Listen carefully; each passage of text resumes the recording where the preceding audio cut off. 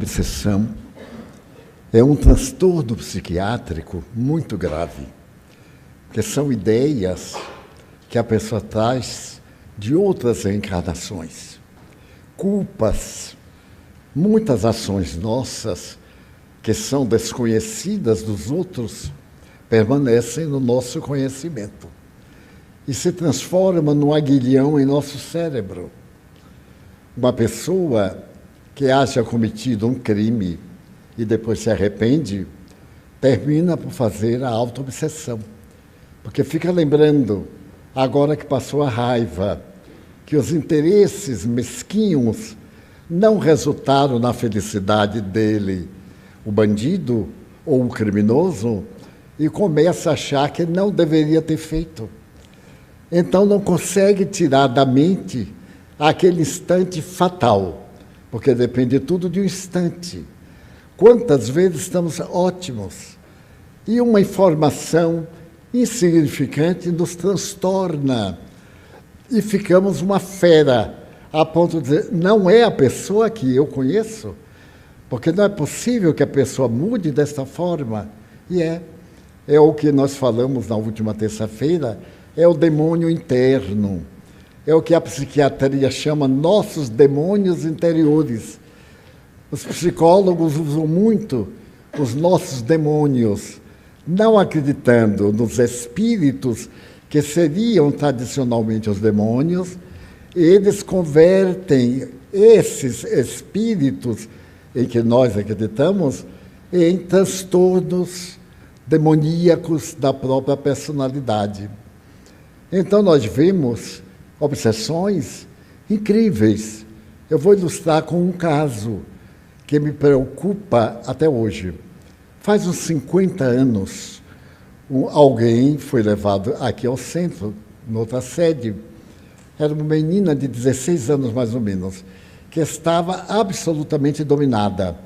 Ela foi retirada da casa de psiquiatria que havia então aqui em Salvador e veio com camisa de forças. E levou lá ao centro. Eram já umas 2 horas da manhã, na hora que eu a atendi, e percebi que se tratava de uma obsessão. Então, atendi o espírito, conversei, e pedi para ele deixar a moça em paz. Sem muita discussão, ela recuperou a lucidez. Fazia 2 semanas, em camisa de força, no sanatório. E então eu pedi para tirarem da camisa de força. E os enfermeiros disseram que não. Houve uma pequena discussão, eu digo, olha, no sanatório você manda, mas aqui você não apita, porque você não entende nada.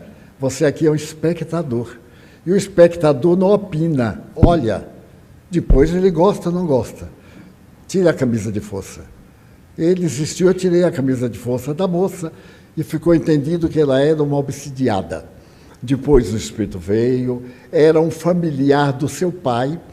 Enfim, depois de umas 3 ou 4 reuniões mediúnicas, o espírito resolveu mudar de comportamento. Ela se casou, tinha 16, aos 20 anos casou-se, teve um filho, e esse filho era o antigo obsessor. Havia, então, entre ele e o sogro, uma arranhadura. Os dois não se davam, porque havia o problema do passado. E foram ficando cada vez numa situação pior, e o senhor, que se tornou espírita, me comunicou o fato. Eu digo, traga a menina para eu ver. Nós teremos uma conversa em particular, veremos.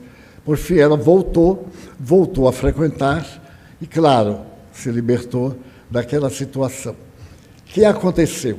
Nesse ínterim, ela era dedicada a um trabalho profissional. E criou a ideia, notem que coisa curiosa, que havia usado mal de parte do patrimônio da empresa e havia ludibriado o pai. Ela fez umas operações imobiliárias muito confusas e terminou culpando-se do insucesso. Esteve agora com o psiquiatra, ele tentou tirar da sua mente, fez todas as técnicas para este quadro, para esta patologia. Fez hipnose, fez regressão de memória, encontrou o momento em que ela comete o engano e, aparentemente, ela se curou. E deu-se conta que era melhor fazer de conta que aquilo não lhe impressionava do que ficar demonstrando estar doente. Ela voltou até mim e eu disse: minha filha, não esconda a sua doença. Você continua com aquela ideia fixa. Vamos analisar. Você não fez aquele ato. Seu pai, que é o perdedor, diz-me e diz a você que é uma ideia que você tem.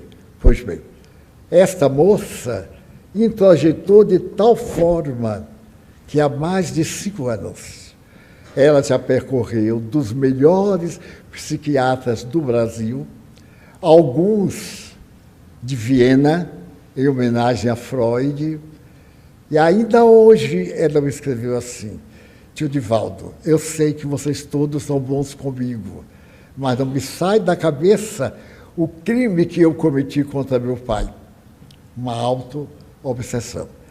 Então, o paciente, mesmo que não acredite nele, deve aceitar a orientação médica, porque o médico é que está com a razão lógica. Ele está numa deficiência de memória, de lembranças. A sua memória restaurou alguma dívida, e como essa dívida está cobrando ser resgatada, ele adota essa dívida como hoje. Quantos de nós nos lembramos de certos casos da juventude, da maturidade, e dizemos: mas para que eu fiz aquilo? E quanto mais pensar, pior. Solução, terapia. O que está feito não pode ser refeito. Pare, aceite. Pois não, eu roubei, não vou roubar mais.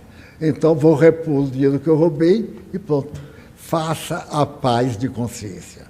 Mas lembrando que a auto-obsessão com o filho, com a esposa, com alguém, é um trabalho que exige muita paciência e muito tempo, naturalmente.